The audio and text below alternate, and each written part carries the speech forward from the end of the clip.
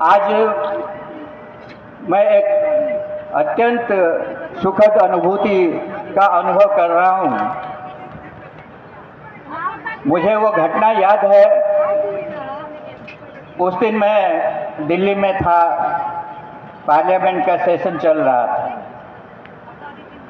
मुझे जब इस बात की सूचना प्राप्त हुई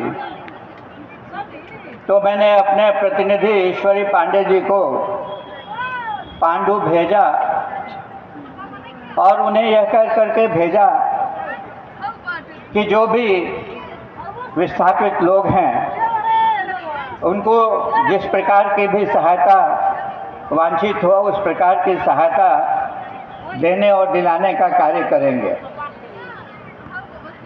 4 वर्षों के बाद ही सही, लेकिन आज उन विस्थापित परिवारों के लिए जिला प्रशासन द्वारा आवास की सुविधा उपलब्ध कराई जा रही है। 10 डिसमिल जमीन उनको बसने के लिए उपलब्ध कराई जा रही है। और अभी अभी उपायुक्त महोदया ने उनके बच्चों को आंगनबाड़ी केंद्रों में भेजने का आह्वान किया है। आदरणीय विधायक विश्रामपुर कह रहे थे कि बहुत सारे ऐसे परिवार हैं जो बेघर हैं, जिनको आज तक आवास की सुविधा उपलब्ध नहीं कराई गई। ये सही बात है। ऐसे परिवारों को आवास की सुविधा इसलिए नहीं उपलब्ध कराई जा पा रही है जिला प्रशासन के द्वारा, इसलिए कि राज्य सरकार ने कोई नीति नहीं बनाई। दूसरे राज्यों में ऐसे लोगों के लिए आवास की सुविधा के लिए जमीन मुहैया कराई जाती है। मैं आग्रह करूंगा झारखंड राज्य के वित्त मंत्री जी से, जो यहाँ सरकार के प्रतिनिधि के रूप में बैठे हैं, कि राज्य सरकार के स्तर से भी इस तरह की व्यवस्था होनी चाहिए कि जिन लोगों को जमीन नहीं है और आवास नहीं है, उनको जमीन की सुविधा उपलब्ध करा करके आवास की सुविधा उपलब्ध कराई जाए।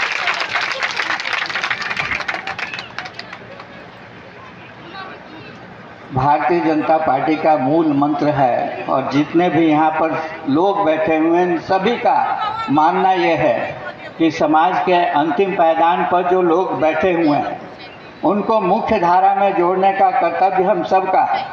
चाहे वो राज्य सरकार के प्रतिनिधि हो, चाहे हम जनप्रतिनिधि हों, या जो जनता के बीच रहने वाले समर्थ लोग हैं, उन सब की ये जवाबदेही है कि ऐसे लोगों को मुख्य धारा में जोड़ने का कार्य करें। और हमारे देश के यशस्वी प्रधानमंत्री आदरणीय नरेंद्र मोदी जी का तो ये सपना है कि हमें 2047 तक विकसित भारत बनाना है, और विकसित भारत इन्हीं गलियों से होकर गुजरेगा। विकसित भारत इन्हीं गलियों से होकर गुजरेगा और इनके प्रगति के माध्यम से ही होकर के गुजरेगा। जब तक समाज के ऐसे लोग मुख्य धारा से नहीं जोड़ते हैं, सचमुच विकसित भारत का सपना अधूरा रह जाए।